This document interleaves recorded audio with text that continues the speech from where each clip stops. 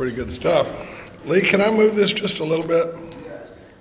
It's a hot mic. I am so grateful for that. Let's get back to what we're doing here. Hi, everybody. I'm Charlie Parker. I'm a very grateful recovered alcoholic.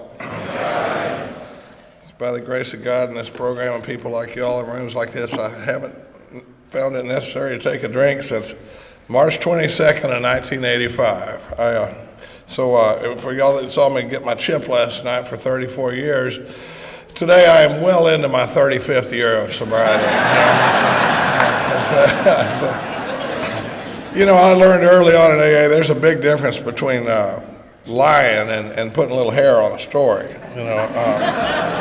There's nothing wrong with putting a little hair on a story. My home group's the Primary Purpose Group of Alcoholics Anonymous in Austin, Texas. We meet on Tuesday nights at 7:30 at 2701 South Lamar at the Austin New Church. If you're ever in Austin on a Tuesday night, come see us. We'd love to try to show you the same kind of hospitality we've been showing around here. But it's like Katie said, it's a line-by-line big book study meeting, and we study the book week after week, and it's just a lot more fun than it sounds like. There was a time when it'd been like, oh boy, every week, huh? But like Katie said, we run about 225 people on average on a Tuesday night in Austin, Texas, and I like to say that I love to see the big book coming in. And there's a lot of big book in AA. Now, I like to say that we've been saying for years that Alcoholics Anonymous is making a big comeback in AA, and I'm real grateful for that. And there's a few things I want to mention that. Y'all heard Chris talk last night. His twin brother is my sponsor, and before that, Myers is my sponsor, and before that, I was with Mark Houston, and before that, I had a temporary sponsor for 17 years named Jim Fletcher, and he sends me every year. He sends me the chip that he carried when he had 34 years.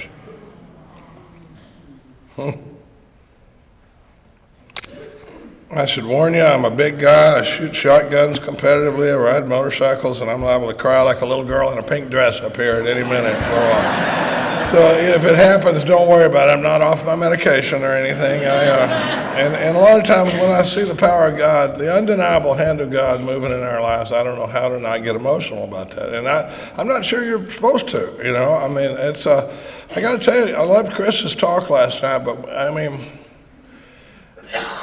I get tears in my eyes every time he talks about that girl putting her finger in his belt loop. Those are the acts of God that you can only see when we look back, where a life hung in the balance, and somebody took a little action, and you see the power of God moving in our lives here. Before I forget it, coming up here, first weekend of April, Katie and I are going to be back up here in Charlotte doing a big book study. April 5, 6, and 7. Where's Cody and Ryan? Stand up. That's Ryan right there. And they were putting on a big book study in Charlotte for anybody that's interested. And we're looking forward to that.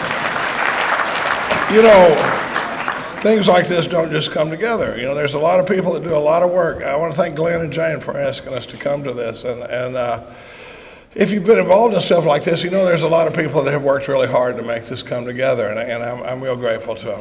Thank you. And if it's like home, there's a lot of people that didn't do a darn thing,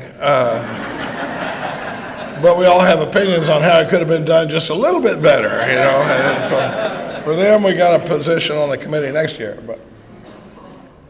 But that's the fellowship I crave. I want to thank Earl for my coffee. That's going to help a lot. But, Bill did a great talk. And, Bill is super special to us because we really thought we were going to lose Bill before he got to the top of that transplant list. And to have him up there vibrant and speaking last night and bringing it like he did with such clarity and message, it's just wonderful to see Bill. And we got to see Bill in the hospital. Oh my God, did we get to see Bill? We got to see a side of Bill you're not going to see from the podium. Let me just tell you that. That boy was swole up like nothing you've ever seen. But And before I went, I've got some friends here, but Bill and his gang are here, and Dane and Rhonda, and then my man Ryan C. I got to see last night, and Jeremy.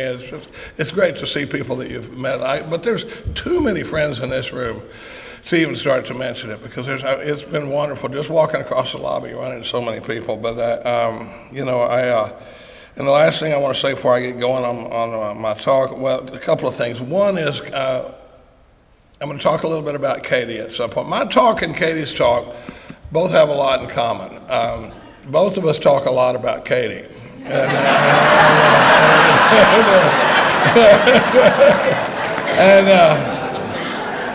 She's my best friend. She's the best AA I know, and I love the fact that we get to, not only that we get to do this, but that we get to do it together a lot. It's not lost on us how often we get to go together.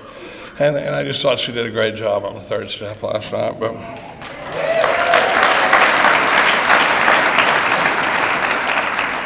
I want to address one of the biggest mistakes you could make this weekend. There are people sitting in this room right now thinking, maybe we'll go have breakfast during the Al-Anon talk, maybe we'll take a nap during the Al-Anon talk, and that sort of thing. And I just want to tell you, if I could help you, the thing I would tell you is that Larcene is not one of our best Al-Anon speakers. She is one of our best speakers.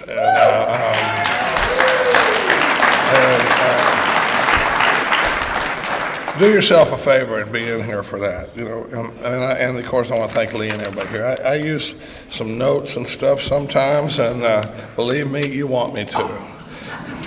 One time there was a guy, a well-known guy, he's like, Charlie, I don't think you should use notes.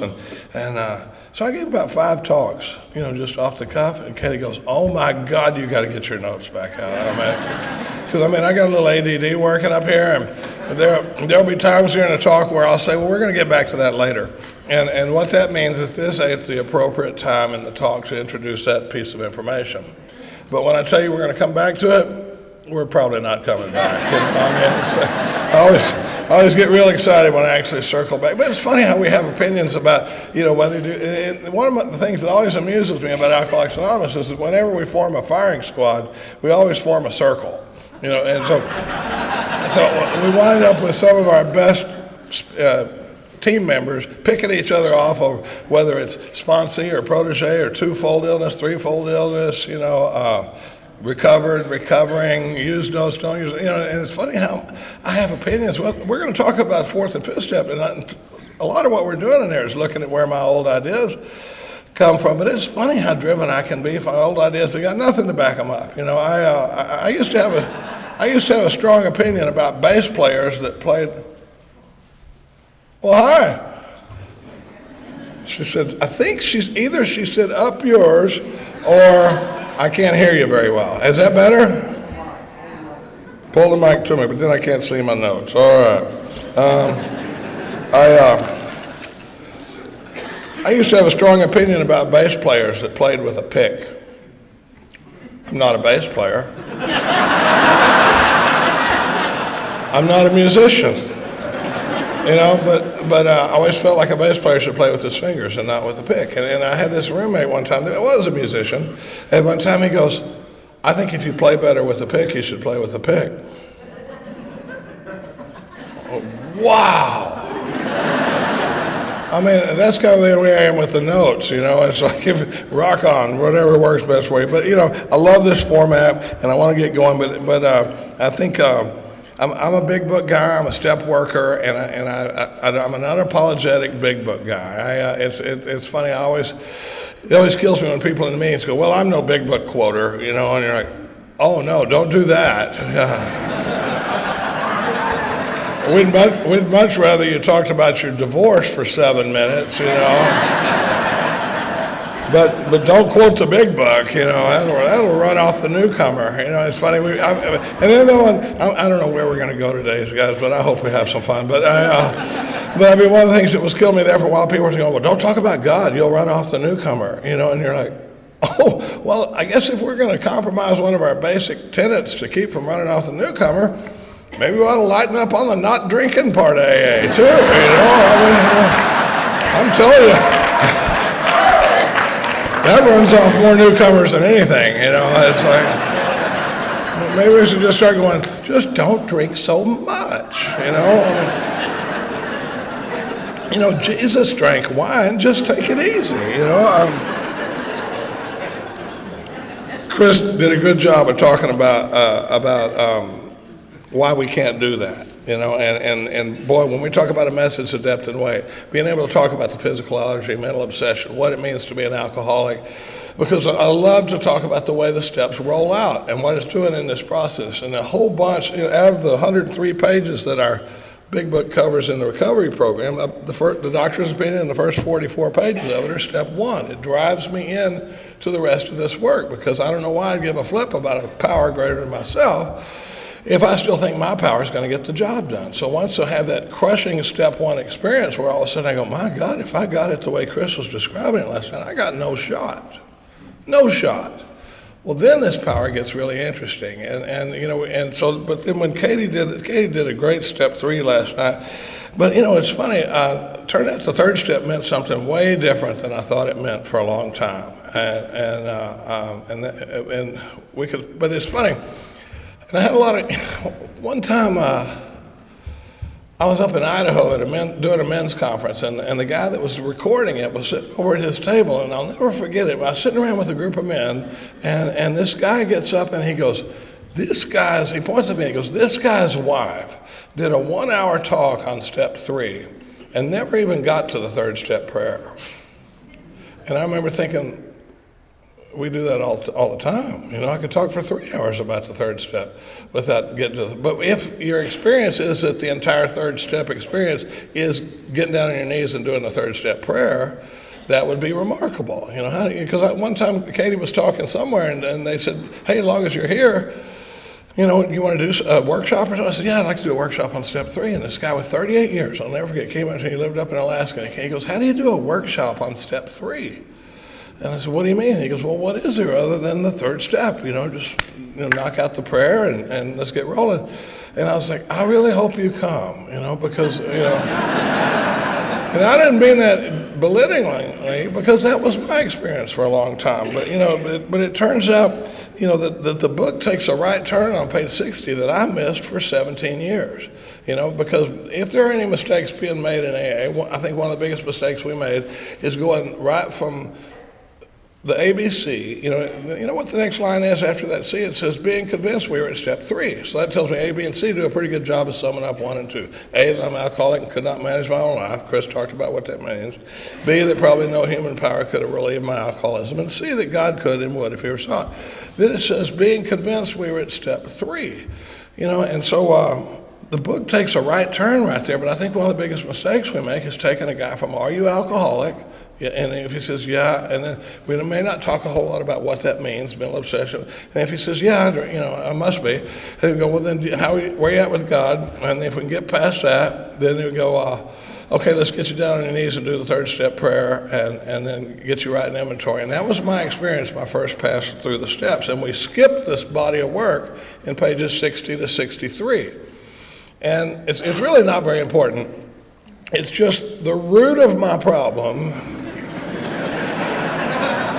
and the basis of my recovery for the rest of my life. You know, other than that, just skip it and go to a lot of meetings, and we're going to pray for you. You know, and you know, the other thing I found is that I had a lot of company. You know, I'm not the only person in AA that was having that experience. So that's what and I love it when Katie does 3 ahead of my 4, because you can roll right into it. You know, so because when we talk about that selfishness and self-centeredness, you know, the new guy nods his head like he understands what we're talking about. Well, he doesn't understand what we're talking about. And the reason I know that is because at 34, well into my 35th year of sobriety,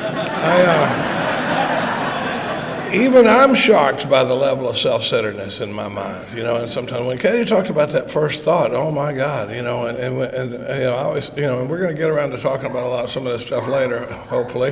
But I always like to say, if you don't think you got any lingering self-centeredness or untreated alcoholism, how'd you like to have a loudspeaker hooked to your brain that broadcasts your thoughts as you're moving around in the world? Does that just send a chill down your spine, you know?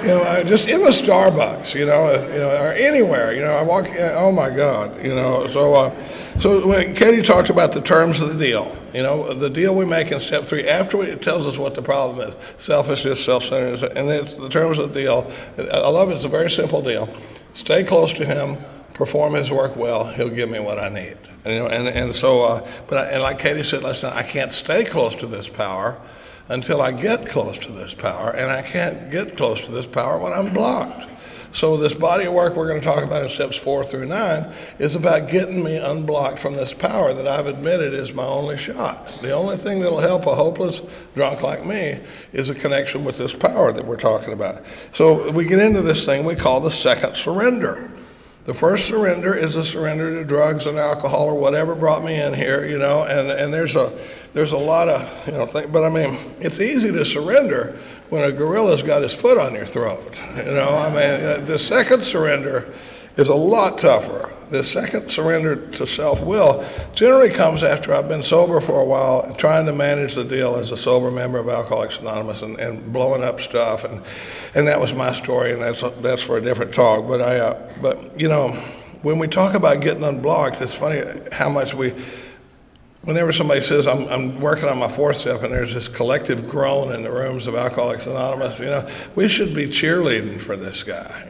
We should be going, oh, buddy, you are about to be rocketed into a 4th dimension of existence you never dreamed of.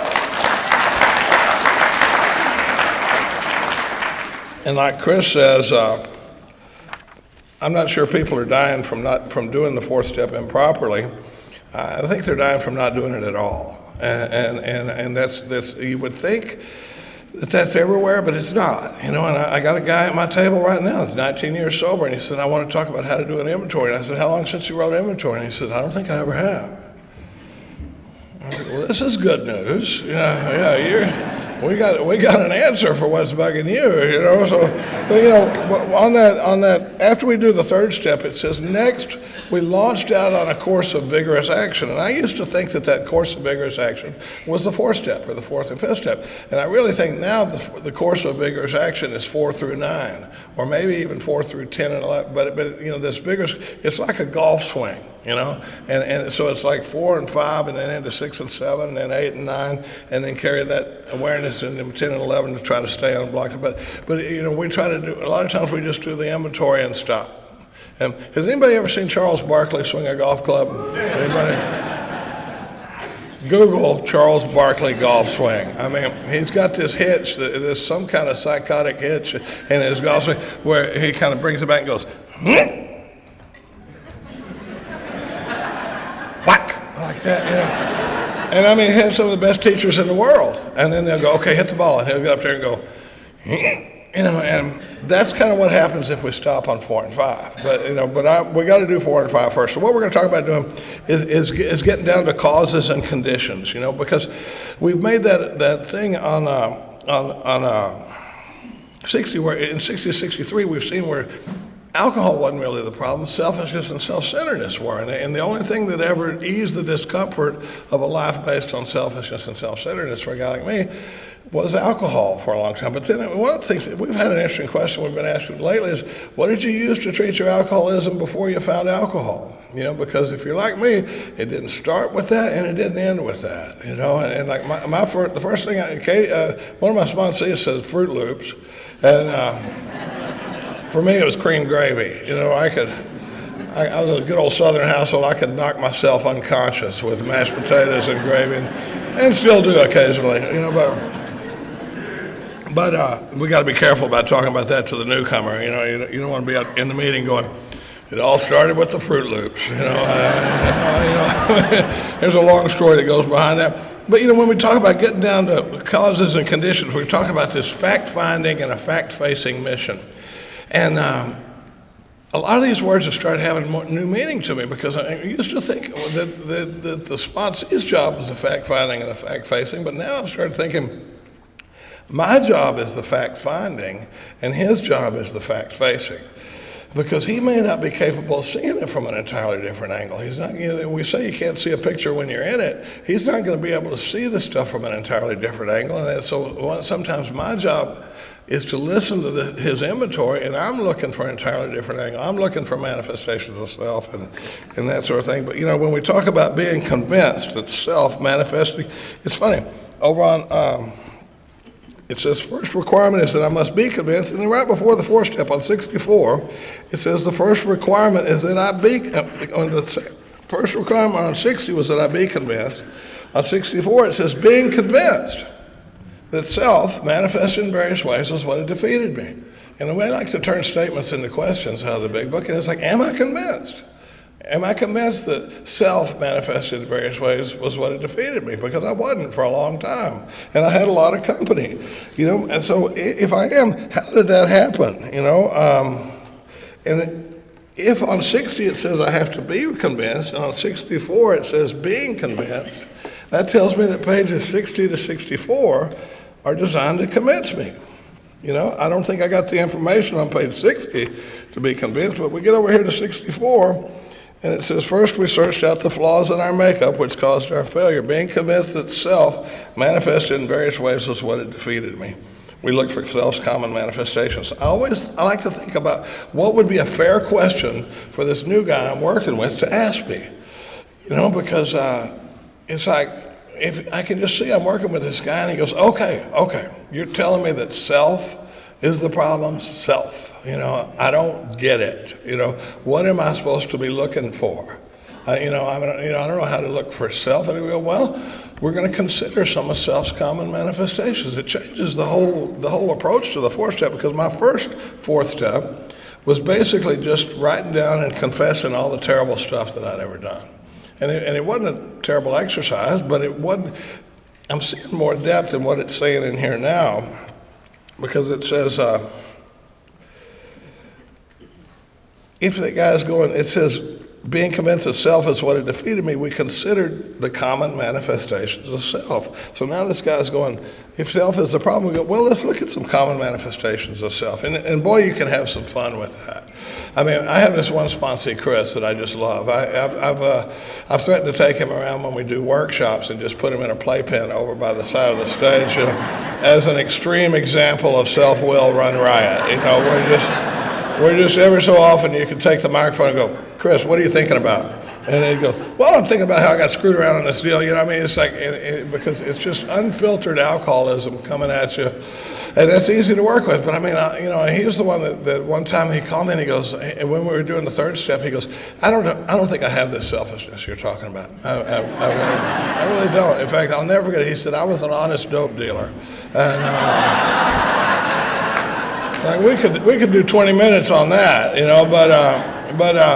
but he said, and then like a year and a half later, he called me one day, and my phone rings, and I go, hey, what's up? And he goes, when does the selfishness stop? And I'll never forget it. I said, brother, I don't know the answer to that question, but I can tell you it's more than 27 years, because I had 27 years at the time, and it's all over me. The way I react to stuff and that sort of thing. So that when we start looking for common manifestations of self, you can have a lot of fun. And I may go off chart here a little bit, but because there's so many fun ways of looking at manifestations of self. I'm doing it. One of the things we talk about is story stealing. Now, this may not happen in Tennessee, but as a manifestation of self, this is one you may occasionally see in the rooms of Alcoholics Anonymous. And story stealing is where you start a story, and your story reminds me of one of my stories. It turns out that my story is way more interesting than your story. And so I don't even listen to your story. I come over the top of it with my story. And it started at a party one night. Katie, I'm some of Katie's best work. And I'm not even kidding. The stuff she sees and points out to me, I am super grateful for. But because I don't see it, because I'm sound asleep sometimes, And we were at a party one time, and this guy comes up and he goes, hey, Charlie, how you doing? I go, oh, good. He goes, I'm getting ready to go to Costa Rica. And I go, Oh, Costa Rica. Dude, I've been to Costa Rica 3 times. I go, one time I went down there with 10 of my friends. We stayed at this place called Melia Cariati. We played golf. We rented motorcycles. We went whitewater rafting. Oh, my God, you're going to love Costa Rica. And I spin around and walk away. And the only reason I know this is because Katie told me I did it, and she's left standing there, and this poor guy never got to tell his Costa Rica story because I stole it, right? So that's what we call story stealing, as one of the ways that selfishness and self-centeredness shows up, and there's a first cousin that goes with story stealing, and that's what we call having your hand up while somebody's talking. And my 13-year-old daughter showed me that one time. Because if I'm not story stealing, sometimes you've triggered a thought in me, but I might as well be sitting there going, because one time Katie and I were sitting at the table and we're talking, and I forget what she was talking about, but she goes, "Put your hand down, honey, I'm still talking." And my hand wasn't actually up, but I felt myself go, because I didn't realize it, but I'd already drawn in air so that I'd be ready to seize the floor if she took a break. So I didn't even know but I was ready to go. My nephew, you can't even. You'll be talking to him, you can see it trigger a thought, and he can't even look at you. He just goes, and then as soon as you stop, he goes, "Uncle Charlie," well, that's what we call having our hand up. You can have some fun with that. Throw a little flag on the field occasionally where you go, nope, that's story stealing, and as a manifestation of self, we're not just picking on each other. We're looking, I've got several people that I have spiritual consent with, and we like to say a lot of times, I'd rather step on your toes than stand on your grave. We're lucky if we have people that are bringing this stuff to us in a loyal, loving way, like going, dude, you can't even be in a conversation, and because I became aware of it a long time before I knew what the problem was. I remember calling up John Henry one time and go, my God, I can't even be in a conversation. I just have to force myself, hey Bill, how are the kids, and act like I give a flip about the answer because I don't, oh my God, when we talk about manifestations of self, I'm going way off track here, honey. I don't know what's about to happen here, but but one time Katie goes, we were doing a workshop, and she said, we were talking about the story stealing stuff, and she says, you got to learn to be an active listener, and we're like, what? And it was a big room, and she says, listen to what they're saying. And actually act like you get, and then when they finish, you ask 3 questions, right? And then you can talk, but after you've asked them 3 questions about what they're talking about, then you can talk. And we're like, oh, I guess, yeah. And so this guy comes up during the break, I'll never forget it, real earnestly. He comes up and he's got his clipboard, he's got his pen, and he waits for his turn with Katie, and he goes, what are the 3 questions?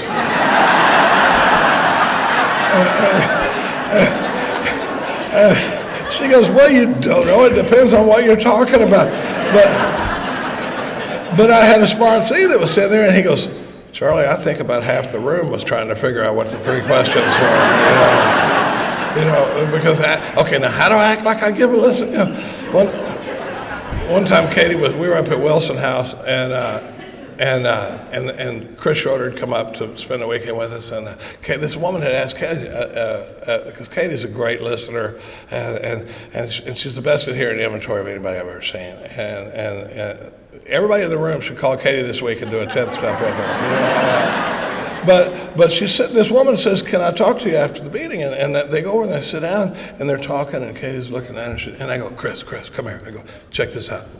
I go, watch Katie listen. And we're sitting there, and Katie's going,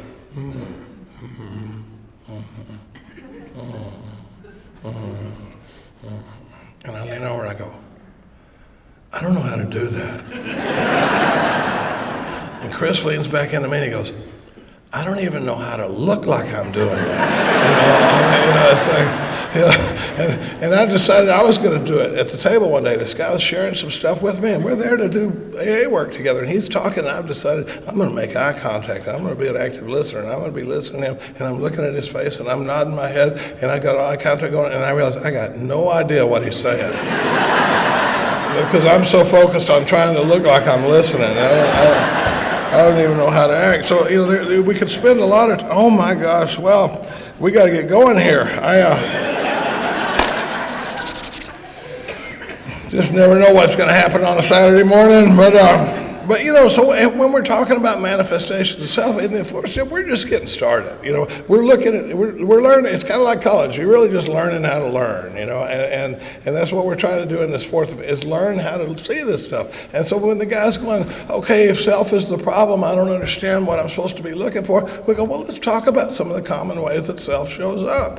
And then the book immediately says, resentment is the number one offender as a manifestation of self. See how this, when it says convinced that self manifested in various ways is what it defeated us, we considered some of the common manifestations of self. It changes the whole focus of this inventory process, because now if I am convinced that self is what it defeated me, we're going to look at the different ways it shows up. And it says resentment is a very common manifestation of self. And I think it's brilliant that they start off with resentment, because every drunk in the world can tell you who they're pissed off at. I've been doing that on bar stools for a long time, just the first two columns. So it says it destroys more alcoholics than anything else, even alcohol. Isn't that interesting? It says resentment destroys more alcoholics than anything. From it, resentment stem all forms of spiritual disease. When the spiritual malady is overcome, we straighten out mentally and physically. So we've got this physical allergy coupled with a mental obsession that make us in this hopeless state of mind and body, but we don't attack it on the physical plane or on the mental plane. We attack it on the spiritual plane, and we straighten out mentally and physically. It's an amazing process, and it was a big deal when it all came together. But I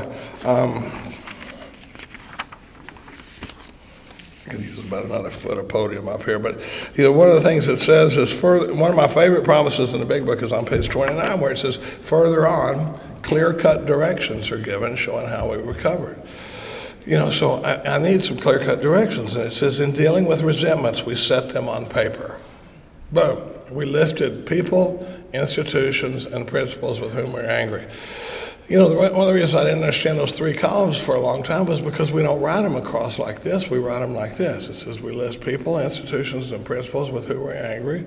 And then it says, column 2, we ask ourselves why we're angry, what they do. Who is it, what they do. And then next to that, it says we list our injuries, our self-esteem, our security, our ambitions, personals. But the thing about it is, we're not writing a novel here. We're using bullet points. And one of my favorite examples is in Mr. Brown. Mr. Brown, it says, under the cause in column 2, it says, his attention to my wife. He told my wife I have a mistress. We're not even going to mention the bro code here, but and I've been faithful to my wife the whole time. I got to tell you, I loved it when Bill said. But then it says he's trying to get my job at the office. So now think about it. This guy is hitting on his wife. The way he's trying to get next to her is he told her, he says, well, he's got a girlfriend anyway, right? And he's going to knock me out of my job. With all that on the table, Brown got 19 words, right? Now, one of my favorite AA T-shirts happens to be, it was given to me yesterday.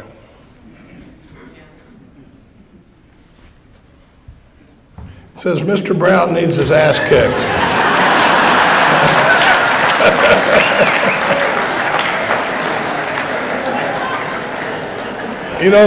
Gary Brown's the only one that doesn't like this T-shirt. He's like, I don't think that's so funny. And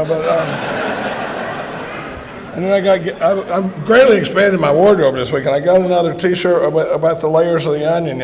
How many layers does this damn onion have? It says right here. Anyway, let's keep going. I've never gotten T-shirts before, and that's just super cool. So then we go into this third column, and it says, and there's a ton of instructions out there on how to write a 4-column inventory. And like we were saying earlier, you just do one.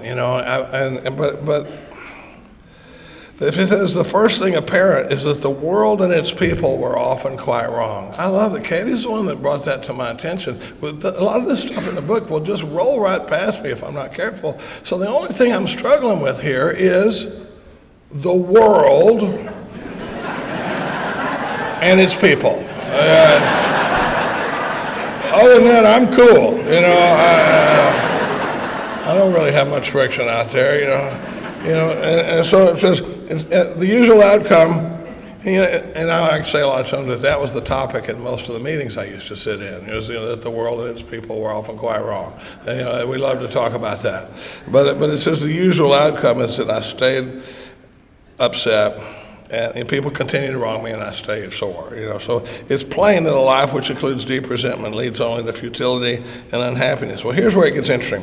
That first inventory I did was these 3 columns, and I experienced some relief, and I talked a lot about some of the stuff that I felt bad about. But we weren't looking at it from this angle, and this but over on page 66. There's an interesting exercise that's not on any 4-step guide I've seen. We call it the sick man exercise, and. Because one time one of Katie's sponsees called one day and she was mad at somebody at work. She goes, and I've done the sick man prayer on him about 10 times. And we're like, I like that, the sick man prayer. But, my first inventory only had 3 columns. We didn't do the 4th column. We didn't know where it was. And I don't care whether you call it the 4th column, the 5th column, the expanded 3rd column, but whatever you call that body of work on page 67, there's a significant chunk of work that we put in there. But there's a piece of business that's wedged cleverly between the 3rd column and the 4th column that I don't see on any of the 4-step guides out there. And it's this thing we're going to talk about. It says, we turned back to the list, for it held the key to the future. We were prepared to look at the list from an entirely different angle. And I'll ask guys when they're reading me, they go, are you prepared to look at this from a different angle? And because a lot of times I like to say I'm in the entirely different angle business. That's really what I'm about. When I'm here in 10th steps, when I'm doing inventory people, I'm in the entirely different angle business because I can't see it from an entirely different angle. I mean, I can't even tell you how many times I've sat, Mark used to say the 4th column turns the 2nd column into a lie. And Mark Houston is one of the most powerful men I've ever met, and he changed my life and the lives of a lot of people, including Chris and anybody, if they got to know him. Mark was a special dude. But I remember he would say stuff that was so over my head, and one time he said the 4th column turns the 2nd column into a lie. And I remember thinking, what does that even mean? I saw the 2nd column happen, and we're going to get around to, it's not a lie. It was a real. That's why I'm writing inventory, But it says we're prepared to look at it from the world and its people. So it says these resentments must be mastered, but how? And then here's this little chunk of work in there. It says this was our course. We realized that the people who wronged us were perhaps spiritually sick. Though we didn't like their symptoms and the way these disturbed us, they, like ourselves, were sick too. It doesn't necessarily mean they're a whole lot sicker than I am, but I'd never really looked at things from their perspective, And the problem I have is, when it talks about even though our motives are good, one of the reasons I can't see self is because I got this funnel that I run my actions through, and one side of this funnel is where it talks about even though our motives are good. All I ever want to talk about is my motives, right? And one of the things I've seen working with guys is that we don't think we should be in trouble if I wasn't trying to hurt you, right? And maybe I'm the only one that does that. But I mean, Katie will go, you really hurt my feelings when you said that in front of all those people last night. I'm like, well, honey, I didn't mean to hurt your feelings. And she's like, look in here. Look right in here. You see anybody that gives a flip whether you were trying to hurt my feelings or not? I'm telling you, but I didn't mean to, right? I didn't mean, and I want to stay on that. It's talking about, no, my intentions were good. So it says, even though my motives were good, I hurt people. It wasn't just straight up mean. And then I also got this delusion that if everybody would have just acted right, we'd all be fine. Yeah, I know it looks bad. If you want to see getting in a jackpot with good motives, just next time everybody's gone, go to your AA clubhouse and rearrange the furniture. Watch us lose our minds, you're just like, I was just going to bring a little more light into the room, or something. But I don't see all this stuff because of my motives. Because the thing is, I'm a hypocrite, And I love double standards, you know. So one time I was talking to Katie, and I go, honey, you hear a lot of inventory from my guys. And she goes, yeah. I always feel like half my sponsees are using me to get to Katie anyway, because she's so much better at hearing inventory than I am. And I guarantee you Bill and Dan have done tons. But I said, you hear a lot of inventory from my guys? She goes, yeah. I go, I don't get the impression that I'm fixing to hear a lot of inventory from your women. She goes, no, you're not. And I go, well, that's kind of a double standard, don't you think? She goes, oh, honey, there's a lot of double standards. I mean, sooner you get used to that, the happier you'll be. You know, got it. Okay, you know.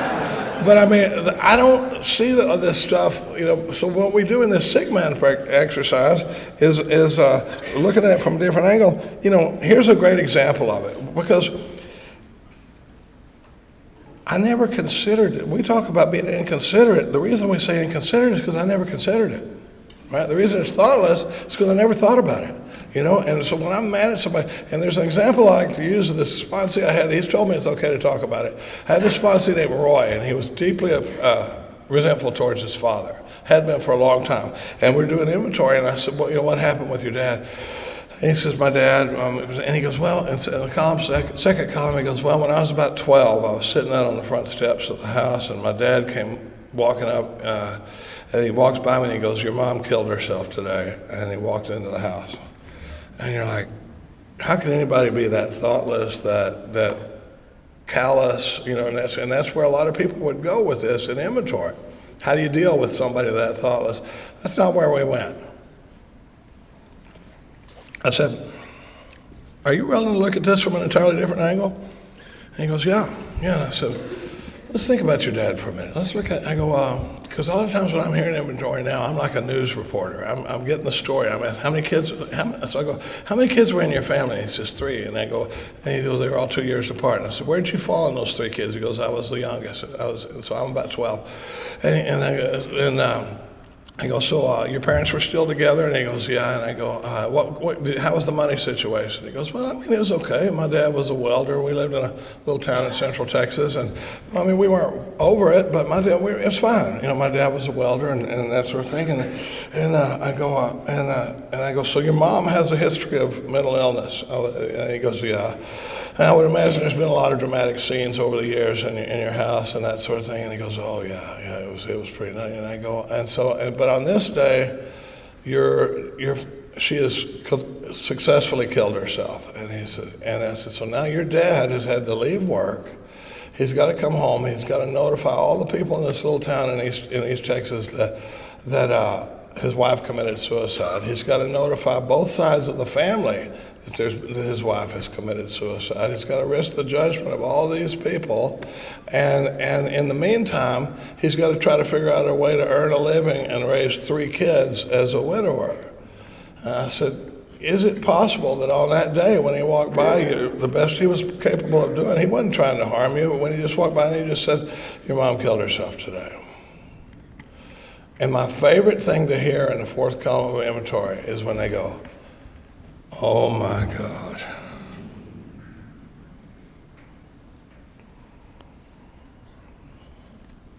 This one gets me every time. He goes, oh my God. I never considered my father for a second. All I could think about was me. You know, all of my childhood memories are about me. I don't have any memories of what my parents were going through or the struggles my sister was having or anything like that. It's all about me.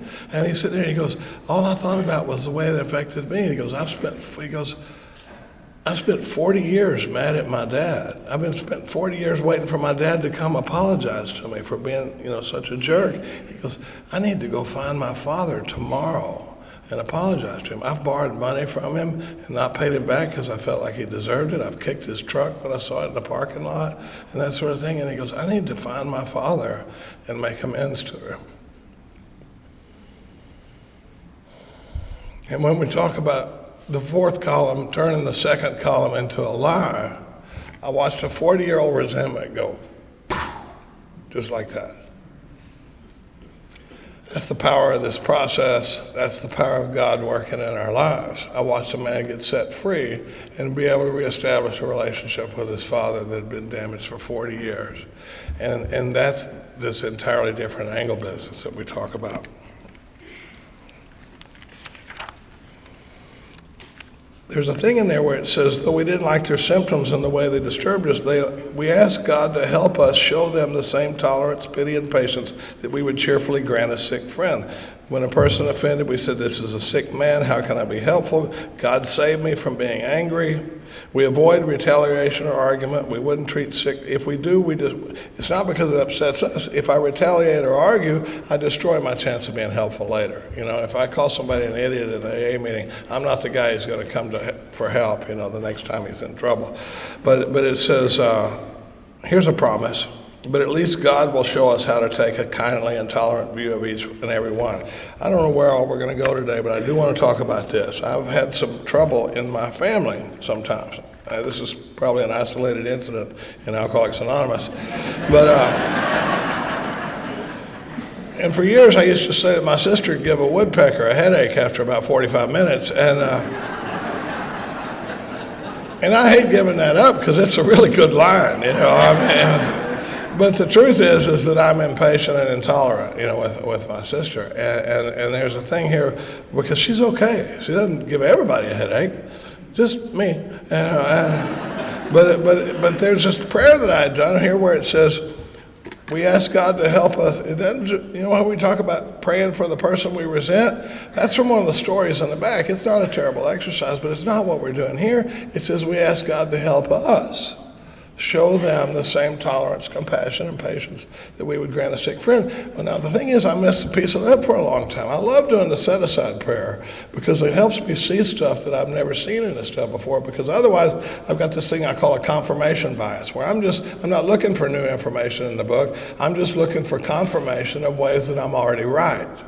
I'm looking through and I'm going, oh, see, that's what I always say. And I go, oh, see, you can't tell me anything about this line. I've already got it highlighted and underlined, And one day I was doing an inventory with one of Katie's sponsees about this resentment and with my sister.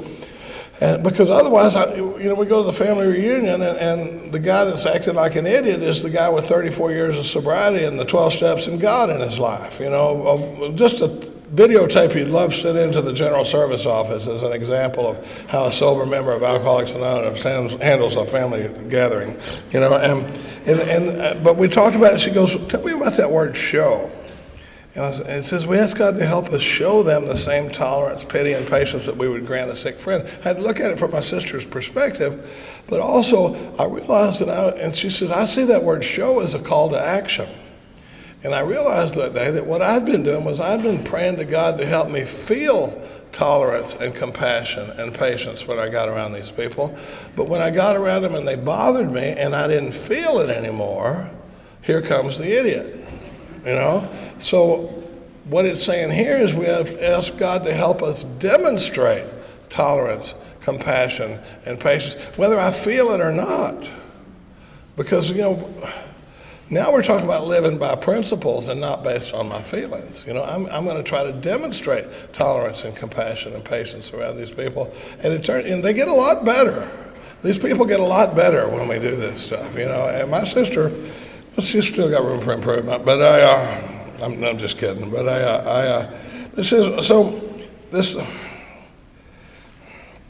we resolutely look for our own mistakes. Where have I been selfish? See, then what happens is this little sick man exercise between the third column and the fourth column moves me spiritually into a place where I can see things from an entirely different angle. Because now I've looked at it from their angle, I tried to have compassion for it, and now it says we're going to disregard the other person entirely and resolutely look for our own mistakes. Like Katie said last night, I'd love to see the term "my part" removed from the conversation in Alcoholics Anonymous, because you hear a lot of us go, well, I looked at my part. Oh, well, that's really big of you, because if I get to assign the parts, whose part do you think is going to be bigger? I go, okay, so here's my resentment, and there's my part, right? And I'm going to apologize for my part, so hopefully they'll see their part. It'll make it easier for them. You know, in the amends process, it says a sincere desire to set right the wrong. And a lot of times the way I know I don't have it is when, have you ever gone and made amends to somebody for your little part? And they go, well, I'm glad you finally saw that. And I'm going, seriously? You got nothing for me? You know, I mean, that's why I knew there was more going on there than a sincere desire to set right the wrong. But when we talk, it says, once we start see this, the thing that happens in that fourth column thing, when we talk about turning the second column into a lie, is over and over and over again. I see where I was selfish and I was dishonest. Mark, one time I called Mark and I said, I see dishonest in the evening review. And I always put, no, were you dishonest? No, were you dishonest? No, were you dishonest? No. And I started thinking, I don't think they'd put it in there if I wasn't ever going to encounter it, you know. And Mark goes, well, Charlie, you know, there's three forms of dishonesty. Okay, he goes, well, there's lying, which is what I've been looking at. And I wasn't just like straight up lying to people. So I put, no. He goes, there's lying by omission. You're like, oh. You know, sometimes you can kind of shape the story where it's not really my fault if you get a different impression of the facts than the truth is, but just because of the way I told the story. Lying by omission. And then he goes, and the third one is delusion. He goes, delusion's where I'm lying to myself. And my God, that term has blown the fourth column wide open for me. I mean, that dishonesty in the fourth column, when we talk about delusion, oh my God. I was writing a four-column inventory one time on a sponsee, you know, and I put down, you know, the sponsee, why? Well, he doesn't listen. He commits to assignments and he doesn't do it. He interrupts me when I'm talking. He completes sentences for me. He doesn't pay attention when we're talking about stuff. I give him assignments. He doesn't do it. He makes a commitment to be at my house at, 10 o'clock on Saturday morning. He cancels at 9:45, and and all this stuff. And then so how does it affect me? My self-esteem, my pride, my ambitions, and all this stuff.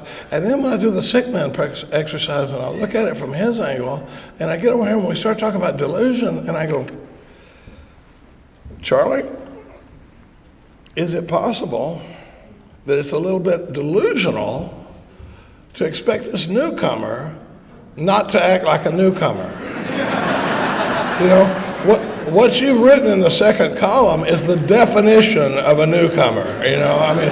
Who is the elder statesman here? It's like I'm expecting this guy to act like he's had a spiritual awakening before he's finished working the steps. So delusion is disturbing. And a lot of times, when I look at the way a lot of times in these resentments, we talk about forgiveness. I think we need a lot less. I think we need to exhibit a lot less forgiveness than we think we do. I need more awareness than I do forgiveness, because once I get awareness, a lot of times I go, "Ooh, I'm not the one that needs to be forgiving here. I need to go ask them for their forgiveness." I spent 24 hours one time after a fight. You want to hear a spiritual take?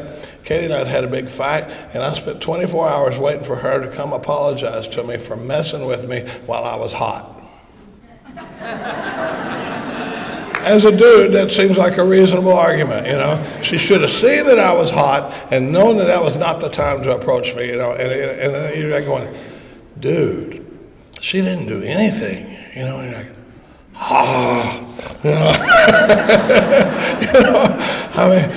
so you see the power of this fourth column and looking at it from an entirely different angle and that sort of thing. Well, anyway, we're just getting started, but this is stuff we're going to learn to do. We talk about four-column inventory a lot. We talk about it in the 10th step, 11th step. You're going to hear a lot more about that later, but the instructions for doing inventory are in this fourth step, and a lot of times when I go, and like Katie said last time, I do it. I'm a big believer in multiple inventories. My first sponsor said you only ever do one inventory. And I was like, you don't have to tell a guy like me that twice. I'm like, fine, I'm out. I didn't really enjoy the first one that much, And now, while it's true If you do a thorough 4-column inventory and do a great 5th step with somebody, and then you take that and you do a perfect 10th step as you move through the day and watch for selfishness, dishonesty, resentment, and fear, and take that into your evening review every night and see all this stuff, and then you take those observations into your morning meditation. You know, you got the evening review in the 11th step, you take that into your morning meditation in the 11th step, and then you clean that up and go through the day. It's possible that you could live your whole sober life without ever having to write another 4-column inventory. And if you do that, we will build a statue in your honor in front of the General Service Office of Alcoholics Anonymous, because most of us could tell you, now we dress it up, and most of us could tell you, well, I don't really have any resentment. And the guy would tell you, he goes, oh, I don't resent my partner in business. And he goes, I mean, it kind of bugs me that I give him $500,000 a year and he doesn't do a darn thing. Well, why don't we do a bugs me inventory, you know? Why don't we look at all the people that bug you? Let's inventory the people you feel smugly superior to, you know? And I'm saying, because I don't want to have to do about resentment. So then I got to move. The second inventory, there's 3 inventories in the 4th step. The first inventory is resentment. There's a lot of power in there. Second inventory is fear. I'm going to go through this one pretty fast. But what are we looking at in this 4th step? Remember what we were looking for? Common manifestations of self. So now we're going to look at fear as a manifestation of self. And it says, fear was an evil and corroding thread. The fabric of our existence was shot through with it. At Primary Purpose Group, we like to use a 1936 dictionary and look up words to see what they mean or what they meant at the time they were writing the big book. And one time we were studying this part of the book, and it said it uses the term shot 3 times in the big book. It says the fabric of our existence was shot through with it. Now, I'm a competitive shotgun shooter. I think I know what shot means. I had a picture of this piece of fabric that had been like shot, you know, and it has holes through it and stuff like that. And anyway, one day we're in the meeting and I go, hey, look, Jay, look up the word shot. And he looks it up and it says, a method of weaving using weft and web where the fabric takes on a different appearance depending upon the viewpoint of the observer. We call it a Cheech and Chong moment in the meeting. It's like the whole group went, whoa.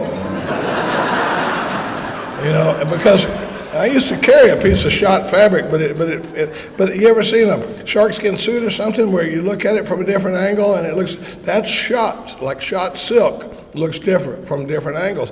And so I'm somewhere like going, wow, so now not only is it saying that the fabric of my existence is shot through with fear, but it can also change the way things look based on how I'm looking at things.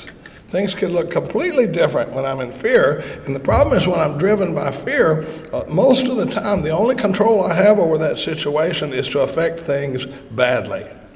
I can't make it go good, but boy, I can blow it up. I go into self-seeking. I'm scared about what's going to happen with this thing at work, and then I think, well, I got to go talk to Bob and see what Bob said to Dan. What did Dan say about what Billy said? And if Billy said, oh man, if Billy goes to the boss, oh my God. So never mind. I'm going straight to the boss, and I'm going to confess everything. You know, and driven by fear, I can affect things really, really badly. So it says. We think fear ought to be classed with stealing. Seems to cause more damage. That didn't make sense for a long time to me, but then one time I heard Bob talking about it, one of the Bobs, and he talked about this old timer that was dying in the hospital. He was looking back over his life, and he said, you know, when you get in the home stretch and you're looking back over my life, he goes, it's not the mistakes that I made that I deeply regret. It's the things I was afraid to try.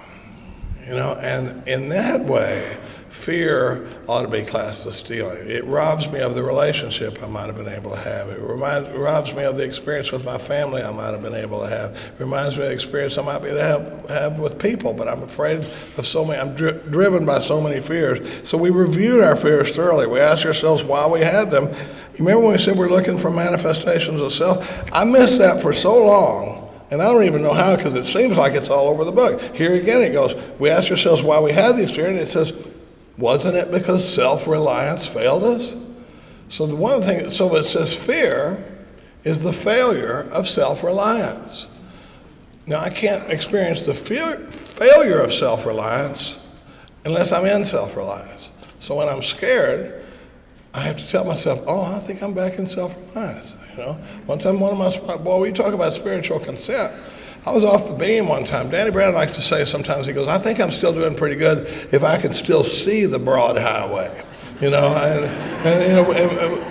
a little rough out here. I'm getting beat up a little bit, but I know where the broad highway is.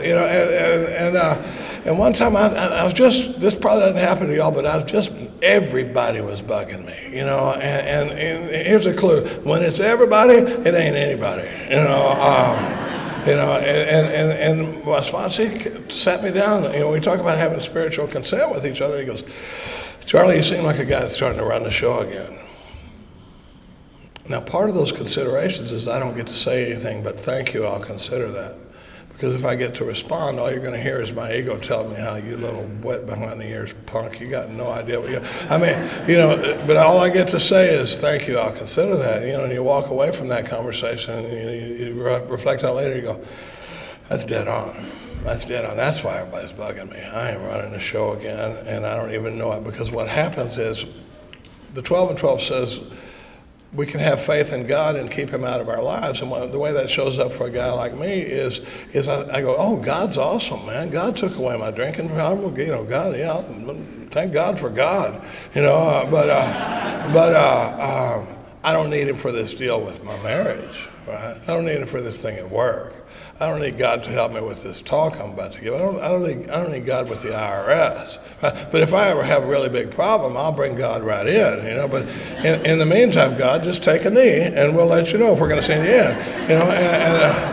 And so what happens is God reliance drops down, self-reliance raises up, and before I know it, God doesn't have anything to do with it. And when you're in a big beef, and somebody goes, "Oh, where's God in all of this?" And you want to slap the crap out of them, but you got to be able to take me back to how to get back to that God consciousness. And I've gotten blocked again, and that's the work we continue to do in this stuff. But it says we're on a new basis.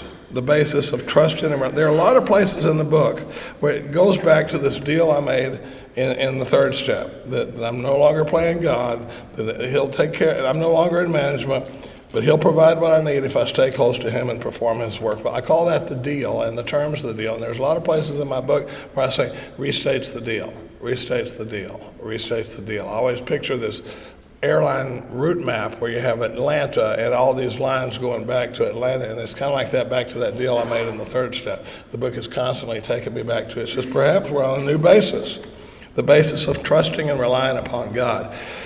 I used to drive Katie crazy with this thing about the sphere that I talked about. And inside this sphere were the things that I can control in my life. And this is an exercise I do in the fear inventory. And I look at it, and there were these little bit, and it's probably a lot smaller than I think it is, but there are things in my life that I have control over. And on the basis of self-reliance, I can handle those things.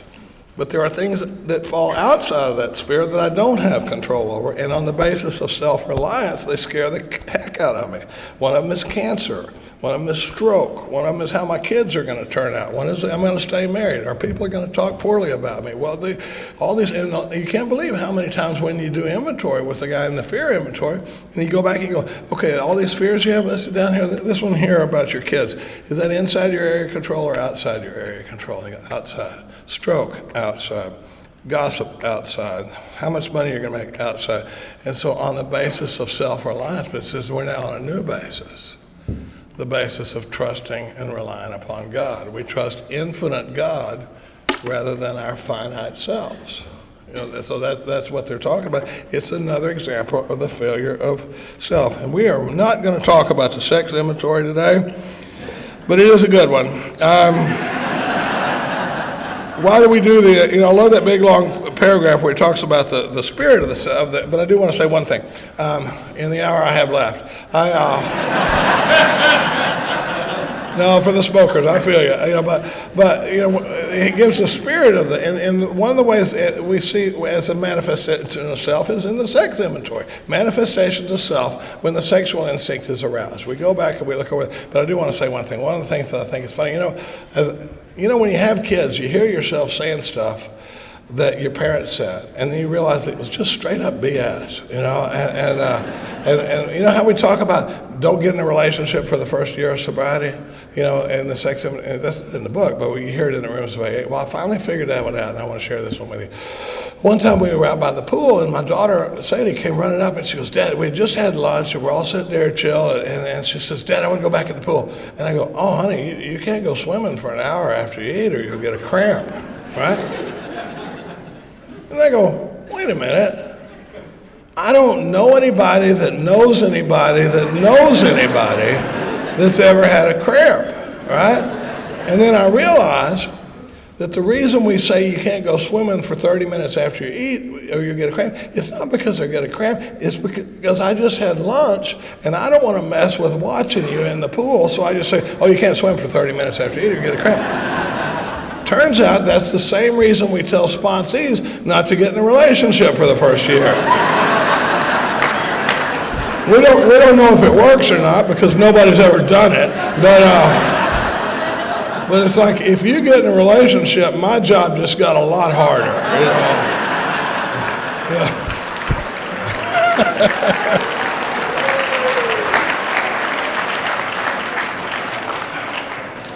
Well, what we're trying to do in that sex inventory is shape a sane and sound ideal for our future sex life. And then we ask ourselves those questions.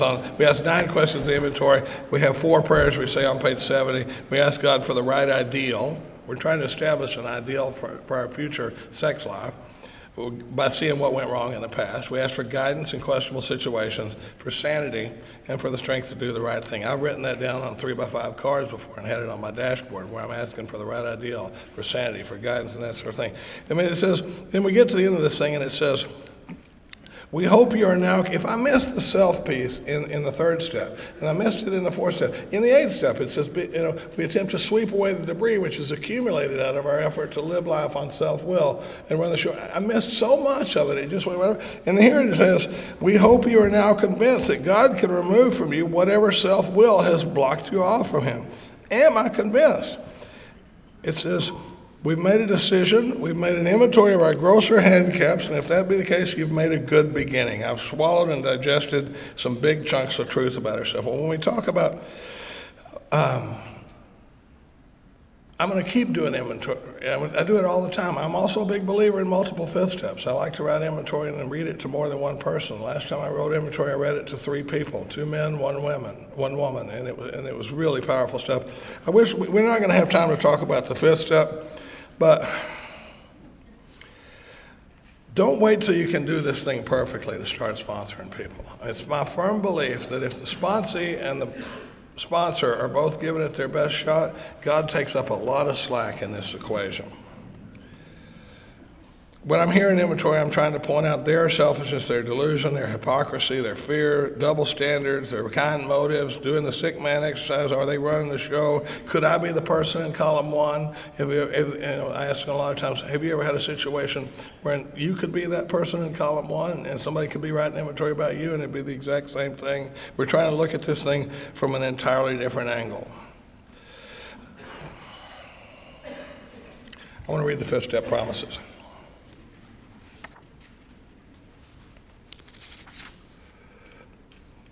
I wish I had time to talk a little bit about the 5th step, but there's not a lot of instructions in there. But it says, once we have taken this step withholding... What? Well... I want to say a couple things about the 5th step.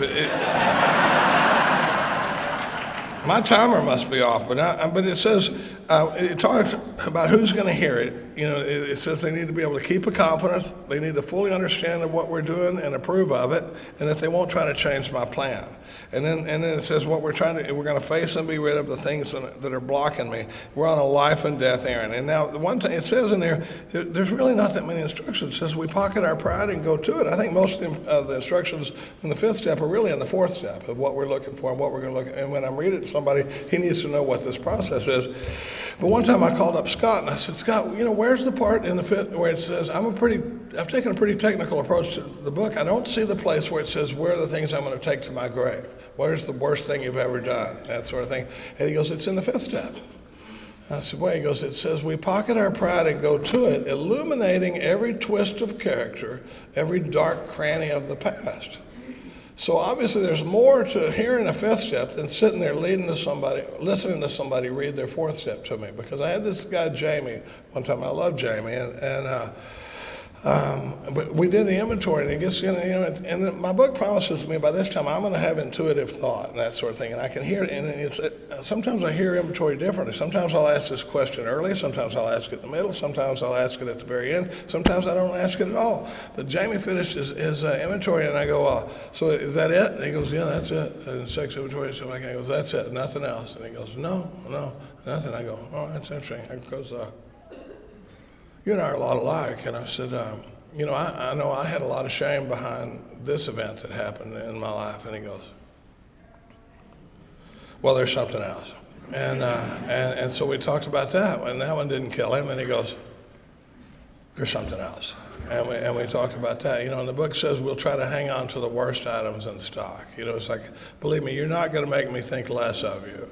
I mean, the more of that stuff there is, the more I love this guy. But I mean, I've also heard people say, I've never heard anything on a fifth step that shocked me.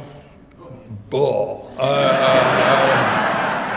mean, yeah, you're not hearing enough inventory, but I can't go like, oh man, I wouldn't have told that one, So anyway, we do that, and Jamie drives off, and he gets halfway home, my phone rings, and he goes, there's something else, and so we're trying to illuminate, shine a light upon the dark crannies of the past. The fifth step promises say, once we've taken this step, withholding nothing, we are delighted. I had a sponsor, he called me one time, and he goes, Charlie, I'm not delighted. I feel like we just spent about 4 hours with you rubbing my face in selfishness and self-centeredness and thoughtlessness. And I go, but wouldn't it be worse? The book talks about we avoid worry, remorse, or morbid self-reflection. The last thing we want to do with all this stuff we see in this stuff is I go, oh my God, I'm such an idiot. I'm so terrible. Because what happens is the reason we avoid worry is just another manifestation of self. The ego doesn't care whether I'm thinking that I'm wonderful or if it's its favorite, but if it swings over to, oh my God, you're the worst thing that ever happened, the ego's fine with that. As long as I'm thinking about me, the ego's fine with it. So we avoid worry, remorse. And I had this guy feeling terrible about some stuff we'd see in the fourth column. And I go, man, wouldn't it be worse if you were struggling and you came to me and we did this inventory and I just went, my God, Bill, I just don't see anything you could be doing different, That's why we're delighted, is because now we got stuff to look at. We got real business to take into 6 and 7 that Candace is going to talk about after Larsene's talk. This vigorous course of action, awareness is the greatest motivation for change, but we can't just have awareness and then go, I'm going to stop doing that. We got to take it, and like what Candace is going to talk about in 6 and 7. It says we can look the world in the eye. We can be alone at perfect peace and ease. How's that one? Or is it the chatter of 1,000 monkeys? Our fears fall from us. It doesn't necessarily say that we learn to deal with it. It says they fall from us. We begin to feel the nearness of our Creator. We may have had certain spiritual beliefs, but now we begin to have a spiritual experience. The feeling that the drink problem has disappeared will often come strongly. We feel we're on the broad highway, walking hand in hand with the spirit of the universe. I almost missed it. I almost missed a whole lot of this. If I'd have died in that plane crash in 2003, I can promise you I would have missed it. The amazing thing is, I came here to quit drinking. And I was given a program of action that continues to get me unblocked from self and establishes me on a relationship with the Creator of the universe. I'm Charlie Parker. I'm alcoholic.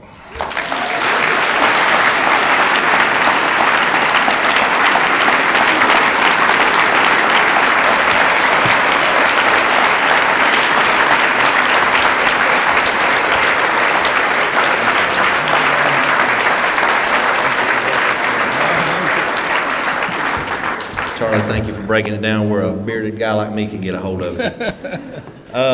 Y'all, we're going to take a break here in just a second.